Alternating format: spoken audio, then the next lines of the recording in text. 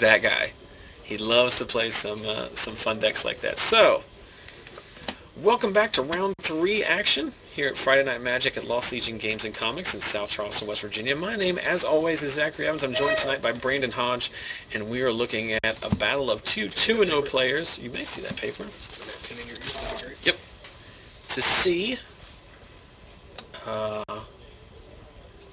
this aggro matchup between David Libengood running Boros aggro versus Corey Buchanan playing Naya Humans. A lot of times, though, when you get two aggro decks together like this, it's really not as kind of fast. Run out of resources quickly. They just keep trading with each other for so long that it can actually play out. Can you see if I spelled David's name correctly, please? Libengood? Mm-hmm. No, it's on the sheet. Oh, okay. Yeah, that makes sense. Libengood, I believe you did. Got it. Nailed it. So we see a turn 2, no untapped red source for David. So he plays a turn 2 Stromkirk Noble, which is very good against the humans deck. But Corey with a turn 1 champion and a turn 2 Mayor of Averbrook going to let him get in for 3 damage. Yes. That is the start. Ah, gotcha.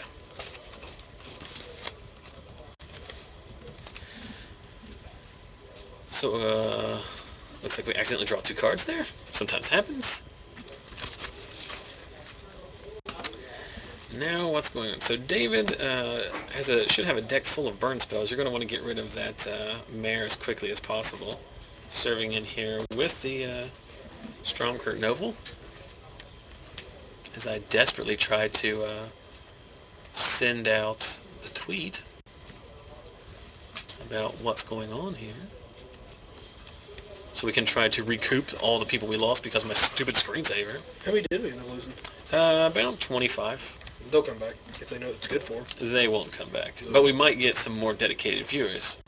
We always get the same quality group of guys, but they have to finish playing their FNM before they can come back. What do I care? Yeah, who wants to play Magic instead of watching this? This is a silly little thing. The fact that anyone watches is amazing to me. No, I'm very appreciative of anyone that watches because if you had told me 26 weeks ago that number 1 we would still be doing this, and number 2 on average 130, 150 people would be watching, and as much as 350 people watched our pre-release. Mm-hmm. How many? 340 we topped out at. Wow. A lot of people. So this champion of the parish are doing a fair amount of work here. But a Searing Spear taking out the Mayor of Averbrook and an Ash Zealot help David pull slightly ahead. His deck having the haste is possibly the breaker in this matchup. It'd be interesting to see what Corey has in his sideboard to combat this mirror. We see a Legion Loyalist with Battalion. How does Corey plan on answering the Boros Reckoning? So we see Angel come in. It's very odd to see that in this deck particularly because there's not a lot of things you want to bounce for value. Right. But he is going to take 1, 2, 3, 4, 5, 6. Do the Battalion trigger on the Legion Loyalist is First Strike and Trample? Is that right? First Strike, Trample, and can't be blocked by tokens. Okay. Restoration Angel, not a token. Not in the You've least. heard it here first, everyone. It is in fact a real Magic card.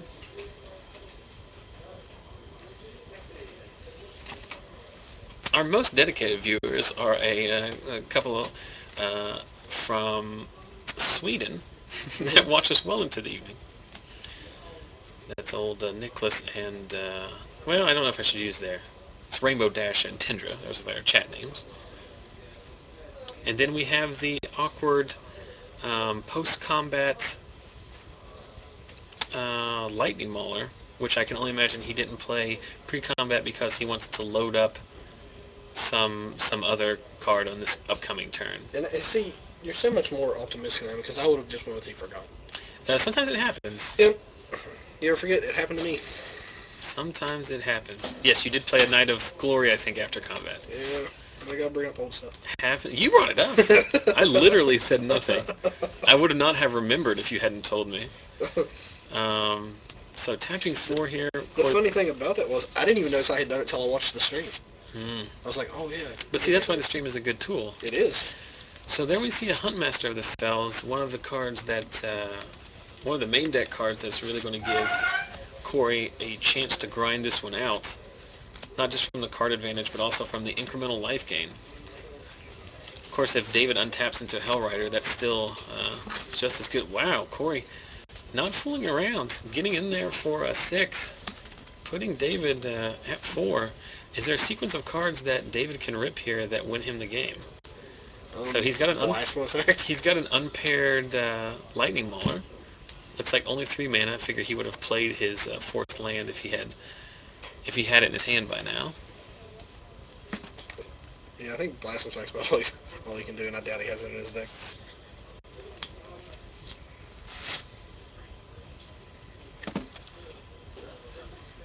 So David's thinking this one over. He is not quite dead on board, but it's more than likely that he'll lose in the crackback here. He can leave all his guys back, and if he doesn't add to the board, he can block all the ground creatures, take 3 from the Angel, and go down to 1. This, of course, assumes there's no Rancor. Of course, if he doesn't cast something, the Huntmaster will flip. There's a Boros Reckoner.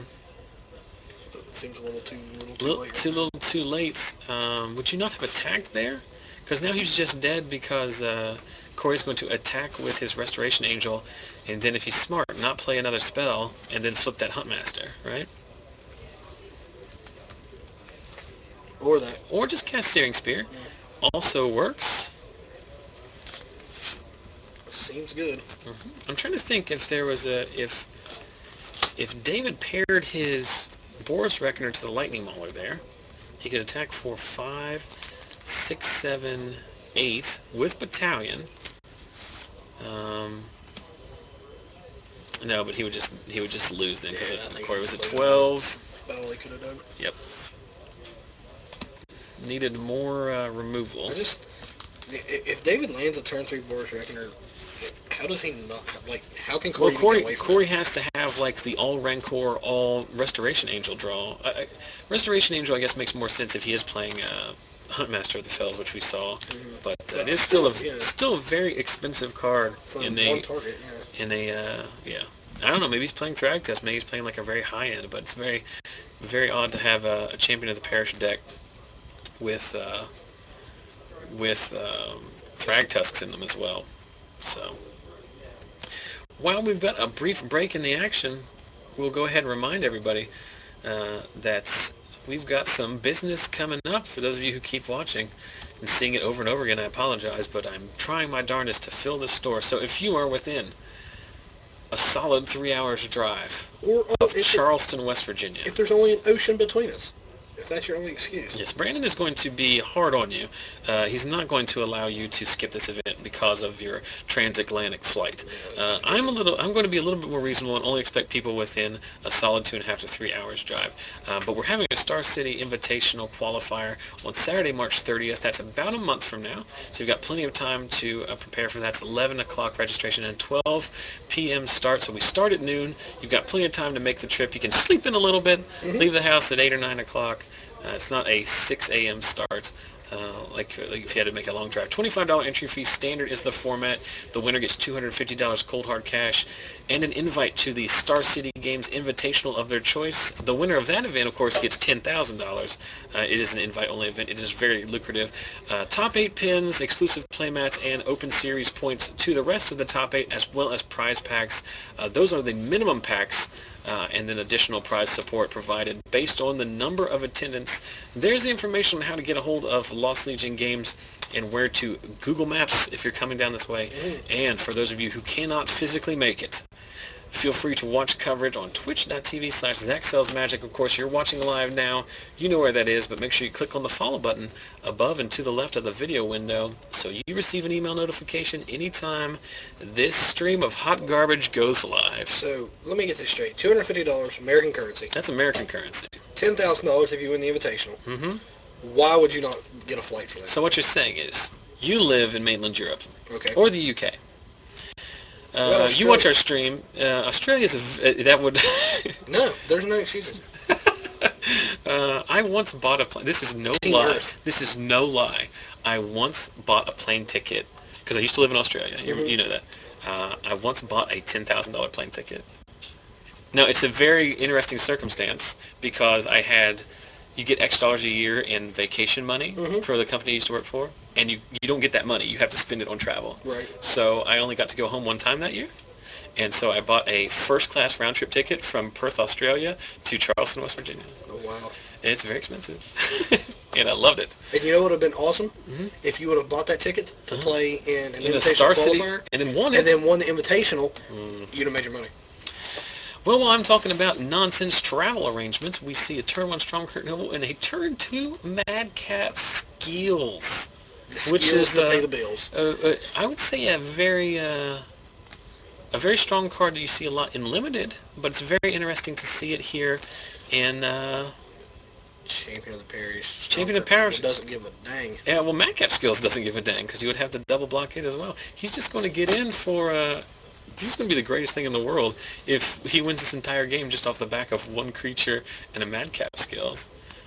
Corey is, of course, playing Searing Spears. He would have surely nugged that Stromkirk last turn if he had it to stand. Play tap, so yeah, obviously he didn't have anything. Well, yeah. Yeah, he sideboards into Near Heath Pilgrim, which is the lifelink Soulbond guy. So he's going to get in for. Is that Skullcrack? That is Skullcrack. Yeah. So no life gain, and then Corey is down to 8, facing. He's got Boros Charm in hand. attack for 5. Boros Charm you for 4. Madcap Skills. Well, we picked a bad. He had to drive all the way from. No, I mean it's good. It's good to see. I mean, obviously we are.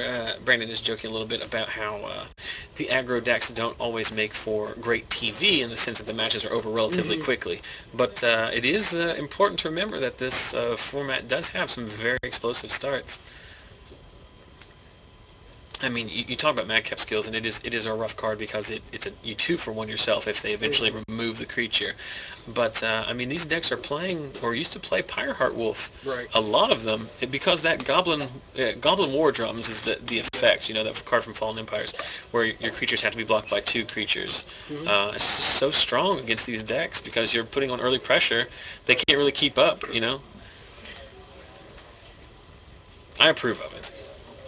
I wonder if David brought in Reckless Way for game 2. I don't know if he did, but I do realize I just now had the win-loss marked incorrectly. So maybe I was... It was a preemptive get. Yes, that was a... what's the word I'm looking for? I don't know. I'm losing my mind. Prognostication is a very affluent word for what I'm trying to say. Prediction? I'm clairvoyant. That's the word I'm looking for. I saw it coming. So David Libengood and his Boros aggro deck pull even with Corey Buchanan running Naya humans off the back of Stromkirk Noble and Madcap Skills.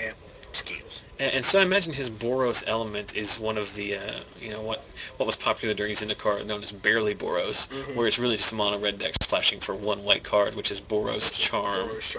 Because Boros Reckoner, although it is technically a hybrid. Yeah, it's hybrid. Technically it's white. Technically it's part white, but the good thing about hybrid mana is that you never have to tap a plains to cast it. So. Well, now, what you think too, though, with Corey running red in his deck, obviously he's going to have like the Stomping Grounds, which makes Volcanic Strength that much better in David's deck. You know, we're getting comments in the chat that say if you're willing to pay for the flight, we got guys willing to come. You know, that sounds like an amazing deal. For them. But there's 2 things that prevent that. Number 1 is what I'm assuming is not an unlimited stream of money. That is one. And the second is my literal apathy for whether or not they make it from the deck. Okay, let's be real. You're very harsh on our international viewers and their inability to quickly drive over here. I'll tell you what, for the first person that makes the flight, I will come and... Well, for our gate, it's funny that you should say that, because for our Gate Crash pre-release event, we had a standing offer that if anyone drove in from Chicago, we would buy them a free dinner. I will do that. I will buy, if somebody wants to fly from Europe, I will buy you dinner. I haven't mentioned Even better, I'll pay the entry fee for the first person. I have not mentioned it up until this point because I don't know if it happened. It would be really cool. But there is, I did receive an email a couple months ago from a guy that's been following us since like day one, who is from Scandinavia, who said that he and some friends are saving up and want to come to the States in the summer and come by the shop to play in an event. Now, I surely hope to all that is good and pure that they're just coming for a trip to the States and just conveniently try to swing by. Although I imagine once they get the map out, they're going to realize you can't swing by West Virginia. You can't swing by West Virginia. We're conveniently located near to nothing. A fun fact for the day. As we see Game 3 start off. Go right ahead. You can come to West Virginia, go into Charleston, West Virginia, and see the oldest brick street in the world. That sounds like a good trip to me. Is that Capitol Street? I believe so. It's right beside Capitol Street, the brick street that lays right there. I have to find the name of it for you. But it's the oldest brick street in the world. Well, you learn something new every day. Yeah. I like what I'm hearing there. So you've got, not only do you have non-stop wizard fighting action, but you're telling me you also have American history. As we turn to Centaur Healer, which is literally the best thing that Corey's deck could do. Short of tapping to next turn for a soul-bonded Near Heath Pilgrim. So there's a Stromkirk Noble, a Lightning Mauler, Volcanic Strength. I told you, it's so good right now. And that is unblockable. Unblockable. Because Corey, with his Sacred Foundry, does have a mountain. So get in for a smooth 4. So we'll see if David's unblockable 4/4. Come in. Hey, bud. So we'll see if David's unblockable 4/4 is capable of getting in there. That's very, very good. Yeah, I think you jump. Well, no, do you jump here or do you try to get the damage in? If it's in a good old-fashioned... I think it depends on your hand. If you've got the burn, I think you take it there. But if you don't, I think you have to jump. Because it is 6 damage, but again, you're just racing here.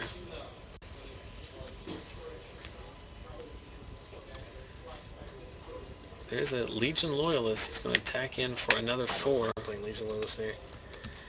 Well, I mean... Unless you just want it's a 4-turn clock, you know. You can just block and hope to get there. I guess I'm looking at his hand. There's a Boros Charm. Look at you leaning. Well, I'm just leaning closer. I'm leaning closer at this point. He's got a Boros Charm and then 2 cards I don't know what they are. So Corey, I was going to say, Corey playing is very passively here, but then he decides to turn his Silverblade sideways as well. So piling in here for 12 damage if it gets through. Oh, not 12 damage, but 6 and 4 is 10. 10 damage as it stands. Which apparently doing 10 damage, some of his life source at 20, apparently is good in the game. So he's going to block 1. That's crazy. Take 4. End of turn Boros Charm, likely. No, Skullcrack. End of turn Skullcrack. Seems like an interesting choice. I think I would have gone with the...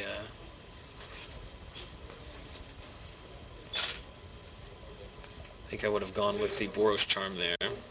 Oh, wait, is he going to give this guy double strike and then finish him off? That's also a thing you could do, right? So good. Yep.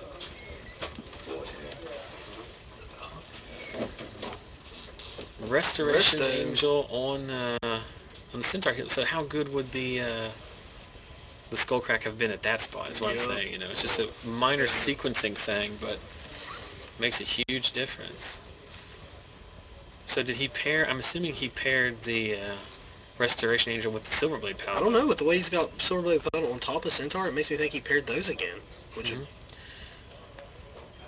I guess against Red Deck, it doesn't really make it. Well, no, you don't want that to get burned out. Yeah, why would he not pair it with the Restoration Angel? Definitely would have hooked up the rest. Yeah, it's tough to, because he can't block it. Yeah. But David, I mean, he's got a Boros Charm. Is that a Hell Rider in his hand? I think he has a Boros Charm and 2 Hell Riders in his hand. So sending with the team, 1, 2, 3, 4, 5, 6, 7, 8, 9, 10, 11, 12, 13. And then the Searing Spear is good. 3 Hell Riders and a Boros Charm in his hand. Wow. So Crazy. What game was it? that was game 3. The aggro decks, obviously very capable of winning very quickly one side or the other. So Corey Buchanan, his Naya Humans deck, off the strength of a pretty good draw there, to have the Centaur Healer on curve, then draw into the Resto Angel, as well as having the Steering Spear to finish it off. Because there was a ton, basically, I don't know how many cards off the top of David's deck were live to win that game at that point, but he was drawing very live. So, but the Steering Spear finishes off exact damage. So Corey moves to 3-0, and David is 2-1. We've got a lot of time left in the round, so I'm going to step outside and see if I can find another match. And then we'll be right back, I guess. Is this round 3? Yeah, it's round 3. All right, let me see if I can find somebody. You wanna? We might be leaving here shortly. If you get a second before you set it up. Yeah, let me get this going, and then we'll... So, as Zach steps out, I just want to remind you, this is round 3 of the Lost Legion Games and Comics Friday Night Magic from beautiful South Charleston, West Virginia. Zach just stepped out. Of course, I'm Brandon Hodge. Very, very fast matchups. I just got talking about how when you get 2 aggro matchups together, usually they'll start trading, and it can make for decent TV. But not the case in this situation. It was very, very fast. Over 20 minutes left in the round, so obviously Zach's going to try to find another one.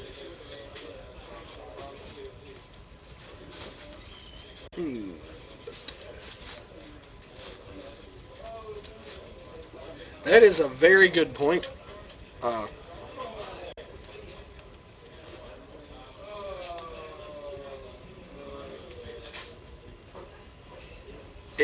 And later to comment on the oldest brick street laid in the world, I'll see if I can't get Zach to post on the website where I got that information today. I actually had someone show that to me at work today. But Zach will find another matchup, and one of the things that I had pointed out earlier was the rise of volcanic strength. Well, we had talked about all the power that has come back to standard with the reprinting of the entire cycle of dual lands. You look at the Thragtusk, the Thundermauls, Ash Celt becoming a quick one, and of course the huge menace right now, Boros Reckoner. A lot of things that many people wouldn't think were playable become playable again because, you look at like volcanic strength. Volcanic strength and the blasphemous acts. A lot of people never imagined those to be playable. So have you sufficiently killed time? I have tried my best. Well, I was in a bit of a pickle out there because there were 2 games that were conveniently going to their next game. Mm-hmm. One of the gentlemen, I know for a fact, would not play on camera. So, no sense in asking. Right. And then the second match here is with a gentleman that he's never played on camera before, but very appreciative that he was willing to move on over. So we have another feature match for you. So we've got, I'm going to have to step outside and settle up some business with Mike before I leave, before he leaves. So if you, do you know how to do this, or do you want to talk about all you have to do is update these life totals, and then you just save it. And then you hit save? Yeah. Okay. But I have to go sort out some business quickly, and then that we'll is be back. fine. So I know Brett is playing Esper Control. I don't know who won. I'll let you know who's won the first game. They're moving into game 2. Okay. So I don't know what Steven's playing. You'll find out when the rest of us find out. Outstanding. That'll be Mike shortly. Okay. Who won the first game? Brett won the first game.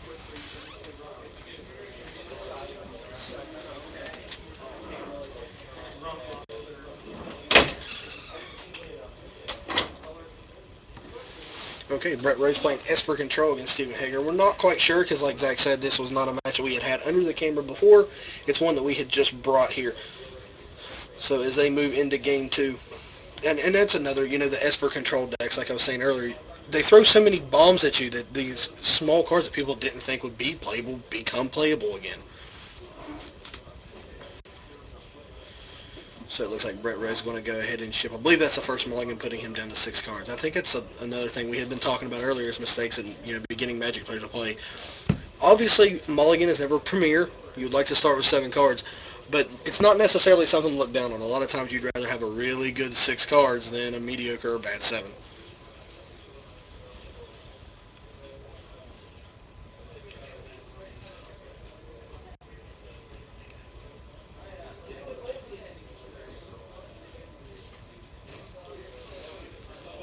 So as Brett shuffles up, and I apologize. Zach had to step out and deal with Magic because oftentimes a huge part of Magic the Gathering isn't playing, it's trading, it's buying, it's settling scores with people. Brett Rose kind of looks like a second look. I'm going to go to 5. The only thing I could really see out of the hand was Sphinx's Revelation, which has become a huge staple in the format right now anyway.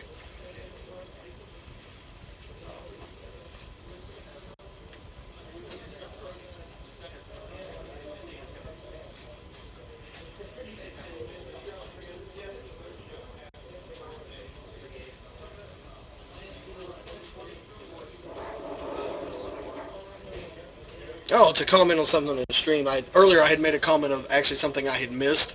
Um, there was a simple reason for me not finishing that statement. I realized I was wrong, and I didn't miss what I thought I had.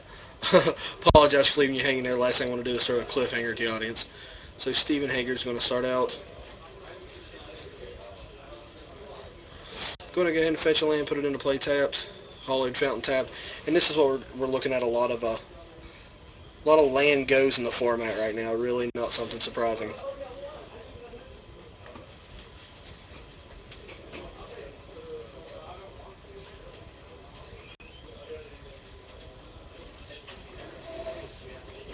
No, I'm good, Scotty.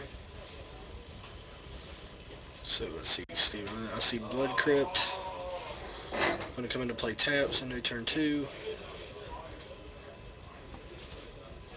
And then pass back to Brett Rose. Like I said, looks like a lot of land go. Another Blood Crypt tap.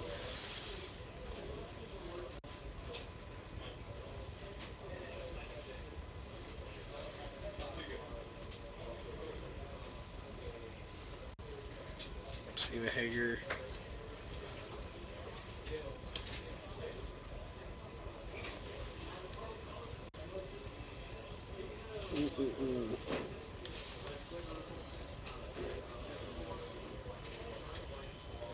Tap 4, Supreme Verdict, and that will take care of that quickly.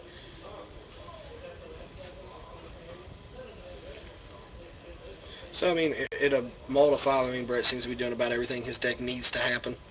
That looks like another Evolving Wilds. And for those that are talking about that are seeing the lag, we apologize for any delay that may happen. And obviously, this is not like Zach was saying earlier, this is not like the Pro Tour, stream where everything's going to run just as fast if you're watching on TV. This is something that Zach does voluntarily, just straight out of the goodness of his heart and his love for Magic the Gathering. So, he does all that he can with what he has, and obviously anybody that's ever watched this is greatly appreciative of it because, it's free. You don't have to pay for it. But while I'm rambling about nonsense, Brett Rose plays Jace, Architect of Thought. Revealing, Sacred Flesh, can't tell what the middle lane is, and Dissipate. Valor Flesh. Okay.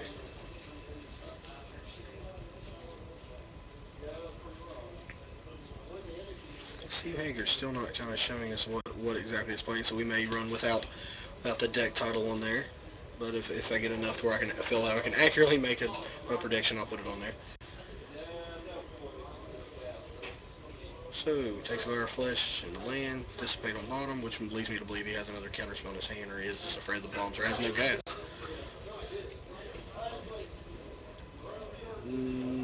You are right. It probably wasn't a Thalia Drone Yard. I appreciate the look out here. Like Zach, I'm also without contacts, but unlike him, I was not smart enough to put glasses on today. So we're kind of working a little blur here, but we'll do as best we can.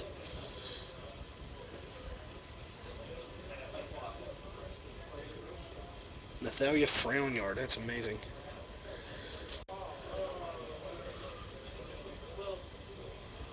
Okay, I'm not in a position to even see what that is.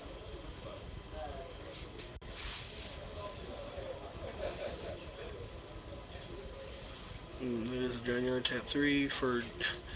If one Jace doesn't work, just shoot yellow at him. Jace Memory Adept.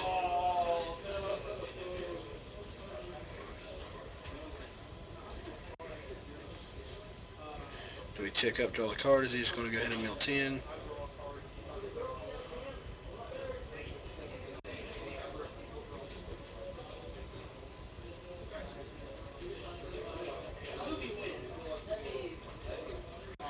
he will go ahead. Use the 0 ability on Jace Memory Adept. Start to mill 10 and get on the mill plan because he does have Drown Yard in play. I don't think Steven has much to answer the, unless he has a couple of the Reanimator, techs here, which I don't believe he does. It's going to be on the mill plan, and I really think that's going to be effective because Steven's really going to have to get at the Jace, and you have to think that Brett has the control in his hand to be able to protect it.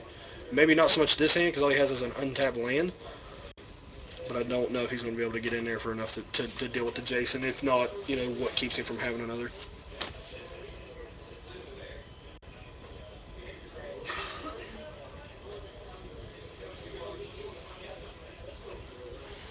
That is a very good point. Our stream just pointed out that having cards facing different directions in your deck can actually get you in trouble because a lot of players will feel that players will play certain cards in different directions to annotate where they're at, so certain cuts and stuff like that.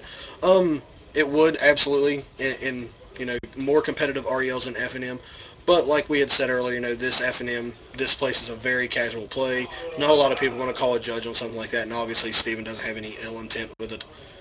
Looks like the flashback doubles play, redirect back to Jace, and goodbye Jace Memory Adept. I think the damage had been done. I think the initial 10's a big swing in Brett's favor because of the Drown Yards. Come into play. Godless Shrine, still no damage dealt.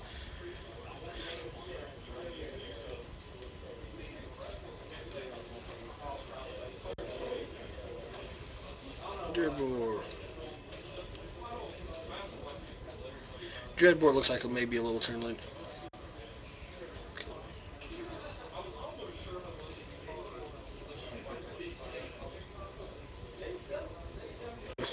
It's like another Devouring Flesh, and this game is very, very much... While, obviously, you look at the board state, you see a lot of lands in play, no pressure, anything like that. I think this situation is really going to start to... It's going to start to benefit Brett. Because of the simple word in the title of his deck of control. The longer these games go with no... But, keep in mind, this was, the pressure that Brett's been able to apply, and the threat to Steven he's been able to apply is due to the fact this was a mulligan to 5. And if I could just keep, if I could be a little more diligent on my life totals, that would be great. Another Jace Architect Thoughts during Sphinx's Revelation, Glacial Fortress, and Supreme Verdict. Well, I think you have to put the Fortress and the Supreme Verdict in one pile and the Sphinx's Revelation the other. There's no sense in giving a player Revelation and anything else, and that is exactly what Steven does. He'll take the Sphinx's Revelation.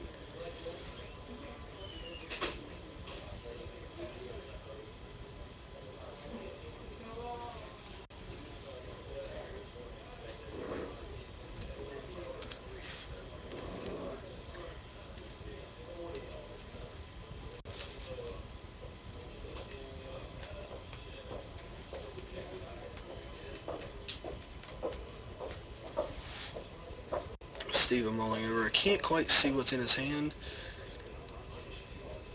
Is that an Ashes Zealot on the very end? I believe so.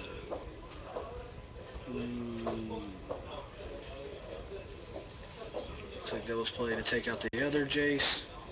So this has been pretty much a game of play Jace and deal Jace.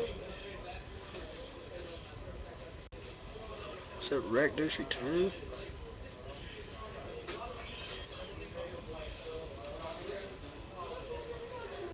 Discard 3, take 3 damage. What's up, man? Well, I wasn't expecting to see you in here. Well, that's what I do.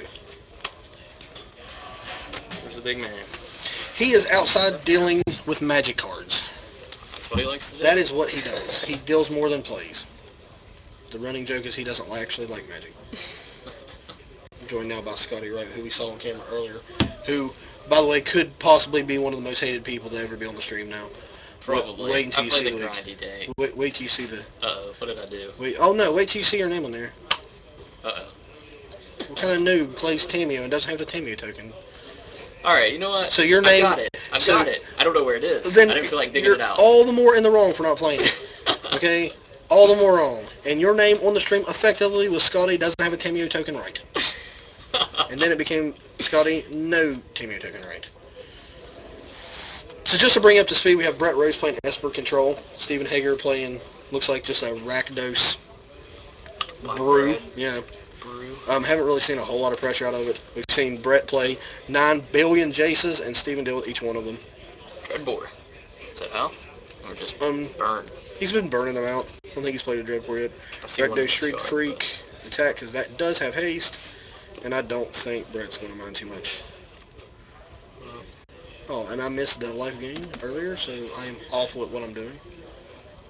Had to do some work with your boy.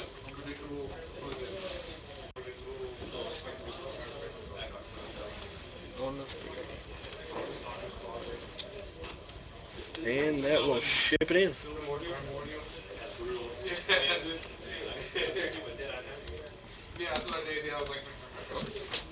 Well, that was over as fast as it began as soon as Scotty came in. And luckily for you and the rest of the viewing audience, Zach is back. What happened? And I don't know why I just erased that the way Did you crash? Did the technology get the better of you? No.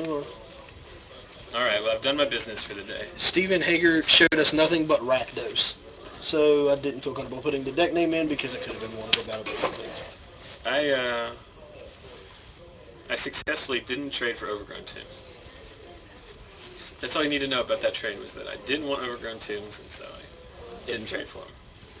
I almost had to, but You should get eventually... me a Tameo emblem. I eventually... did he tell you about your new Yes, nickname? but I do have one. That's all that much worse. That's lies. Just didn't feel like digging. You know how you can prove it to us? Just actually have it? Just- No, I don't want to see it now. No. Okay. No one wants to see that. No First one of all, will believe us. First of all, you're public enemy number one. You want to swap seats? Yes. First of all, you're public enemy number one because you beat Garrett when he was playing Fun Deck. I'm playing a fun deck.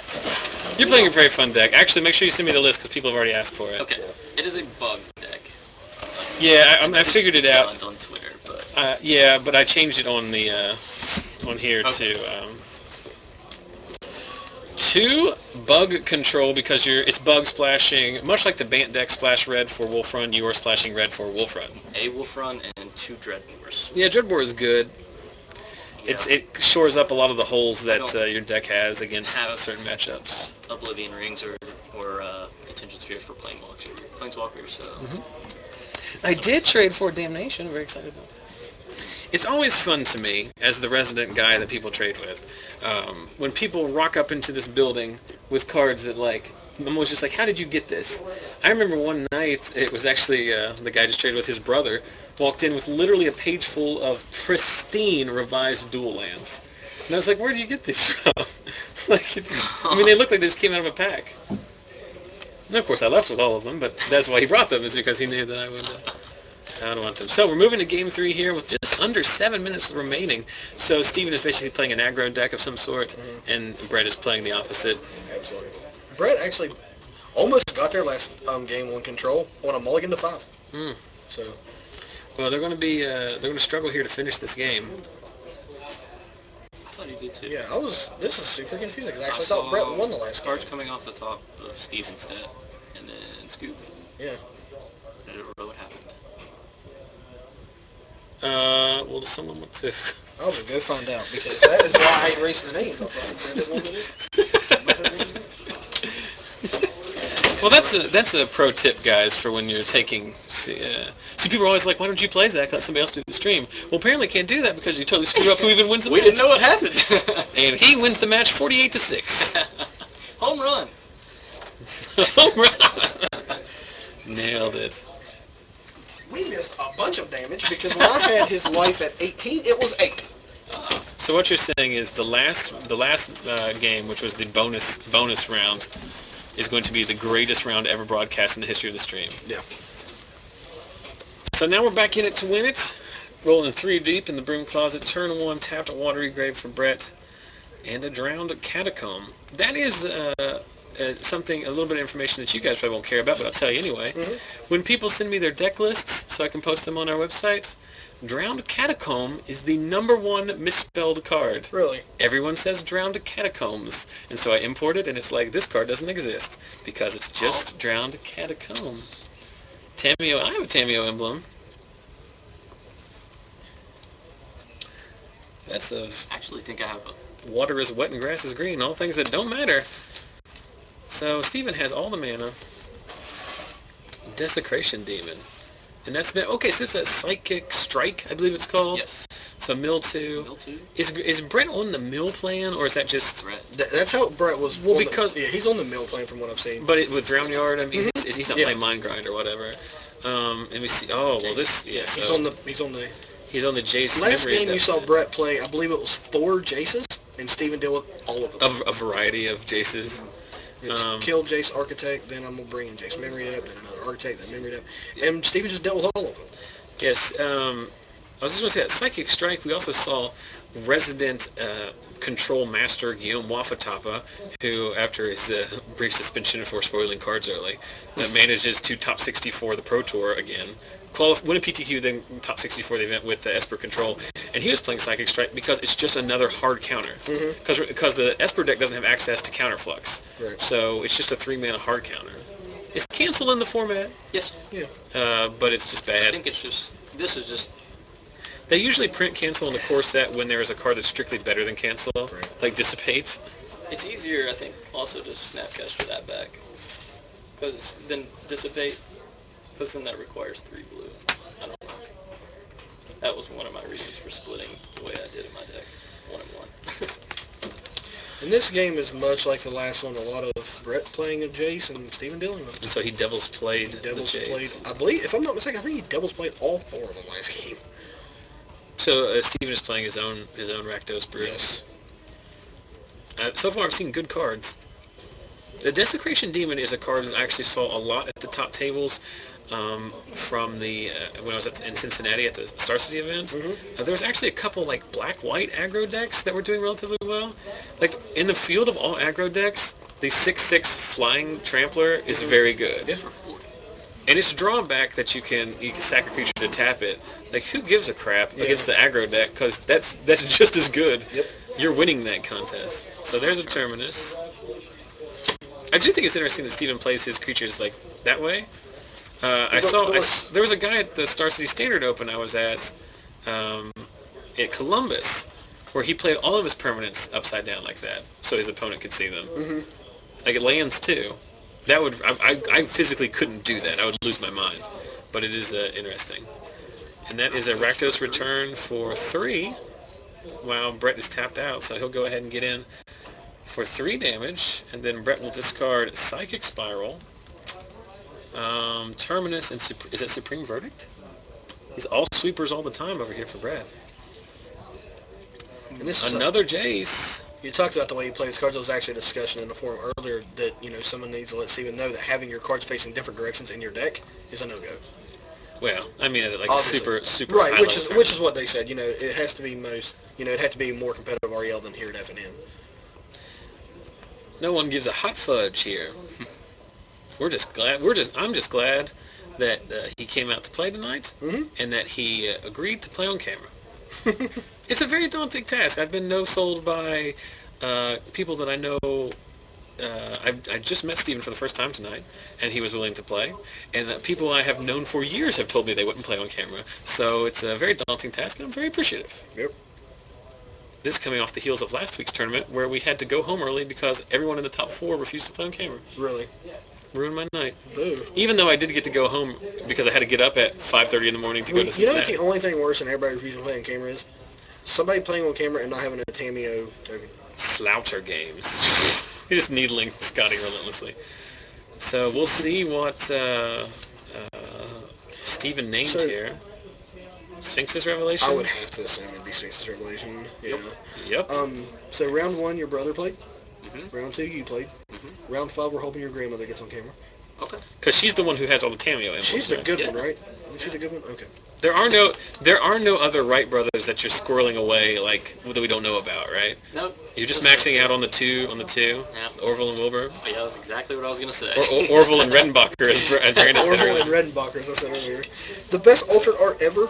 I don't even care what the card is, but we need to get the Wright brothers playing Magic on top of an airplane. So that's a good. We'll put that in the recap post. What card should we alter? Wright brothers on an airplane.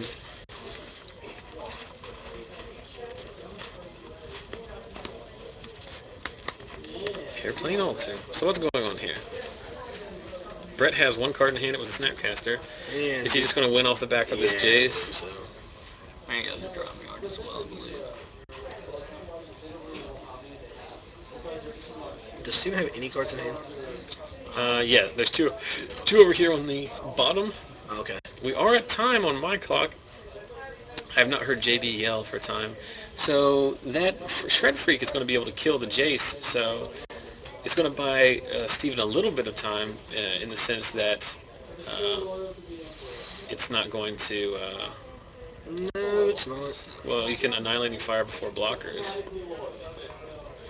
You should cast that Annihilating Fire before he blocks, before on with the trigger on the stack. I believe he targeted the Psychic Strike, though. Yeah, that's what I meant. But I mean, he needs to cast it so that he can't And hit the snap it back, yeah. Correct. Because I think, I mean, just looking, using my brute force method of just looking at the number of cards in Steven's deck, it looks like he's one Jace activation away from being out of this game. And even if he can deal with the Jace, I think the Drown Yard. Well, but the Drown Yard, he's at least going to get, 2 or 3 untapped steps, so, there's a chance. But he's not going to be able to beat that Jace if it -0s again. So he's going to flash back the Devil's Play, I think. Yeah. Psychic Strike's going to mill 2 more. So Jace and the Drown Yard should be enough, right? Yeah. Jace is a very... There's like a rule in Magic that the most annoying way to lose in any standard format has to be Jace. 8, 9. 9 it is. Game over. So that's the end of round 2's bonus match. So that went to game 3, right? So we got in 5 games. Were you here the 1 week, or did you watch the 1 week where we had 3 separate matches on the feature match? Really? It was very awkward, but they all just kept ending very quickly. So we'll go back to this other camera. That camera. I'm joined by Brandon. What's your Twitter? Let me see if I see Mr. Wright 22. 28, I believe. 28? What the heck is that? Whose sports jersey is that? Underscore 28. Whose sports It's my jersey? birthday. Oh. November 28th. September 28th? November. November? Yeah. I actually Oh. like Mr. Underscore. I don't remember. So many things that you don't need to know about Scotty Wright. When his birthday is, no one knows what his Twitter is. Mr. Fix his name. You exclusively, I don't have room for it. You can There's take no that underscore off the about the bullet 20. there. That's fine. I'm completely okay with that. No one needs I gotta get followers. What? You gotta get followers? Well, first, it's even worse. Oh, man. The problem, Scotty, is first, before you get followers, you have to have something worth following. That's true. Boom! Nobody has. Nailed it. So here are the things that I remember. Here's the things I've learned from Scotty Wright's Twitter feed, which is This is gonna be interesting. which horrible songs you're listening to, which horrible movies you're watching, and what your mom cooked for dinner. Your mom cooked dinner? A lot of times there'll be some. I just assume Yeah, your mom normally cooks. it's me cooking. Wow, we got Guy Fieri over here. It's like college cooking there. Ramen noodles ramen and noodles, Natty Light. ramen noodles mixed with a Swiss Miss cocoa packet, stirred up with some Natty Light. That's a Scotty Wright's. Whatever. So we finished up with round 3. How are you doing, Scotty?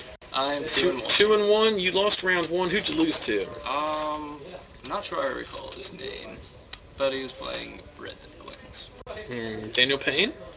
But, Short Well, I could look in round 1. yeah, let's look at round 1. Nope. You played David Libengood. He was not playing Mono Red. He was playing Boros. So minus 10 points for lying for Scotty. So you're 2-1 with the bug deck. Of course, the bug deck splashing red for Wolfrun and Dreadbore, like we just talked about. Why did you decide to go bug this week? Because your Izzet deck wasn't getting there? Yeah, it just wasn't good there. I've been wanting to play a bug deck for a while. Started at Bug Delver. Delver is not playable in this format. Working. Did you ever decide to, so you tested our infamous Bug Delver list with Duskmantle Seers and whatnot? Yeah, I was not a fan of that. Well, that's because you're wrong. Question in chat, anybody playing Super Friends? So I don't know... Basically, that's what... I mean, I've got I was gonna say Super Friends. I classify any Super Friends deck as a deck that can have 3 separate Planeswalkers on the board at the same time. So basically, every deck Max Turner plays is Super Friends. So you have Garrick, Primal Hunter. Do you have Tameo as well?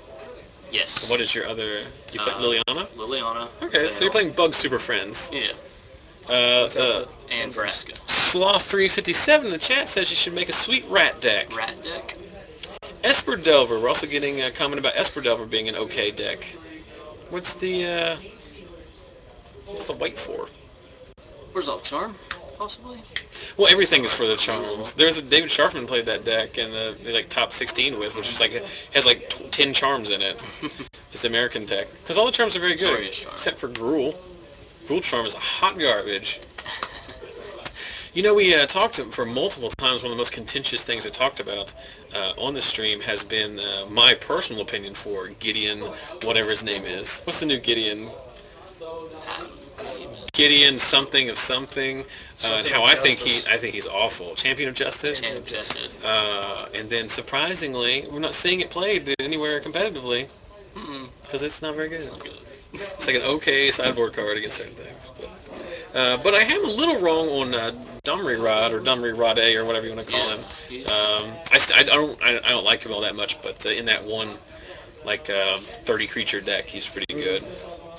Anything else going on in the Chizat? You see that street sling I threw around there? Chizat.